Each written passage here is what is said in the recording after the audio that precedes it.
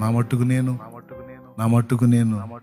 నేను బాగున్నాను, నేను 100% పరిపూర్ణంగా ఉన్నానని నేను చెప్పను. నేను సహా ఈ వాక్కు చేత సంధించబడ్డాను, సిగ్గుపడుతున్నాను.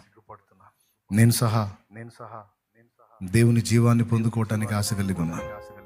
నన్ను వెంబడించే మీరు కూడా దేవుని జీవాన్ని పొందుకోవటానికి ఆశించండి. లోకంలో ఉన్న లోభిత్వాన్ని వదిలేయండి. ఎంతకాలం ఉంటామో తెలియదు, ఎంతవరకు భక్తి కొనసాగుతుందో తెలియదు, కానీ చేసినంత వరకు నాణ్యంగా చేయాలి. నాసిరకం భక్తి చేయకూడదు.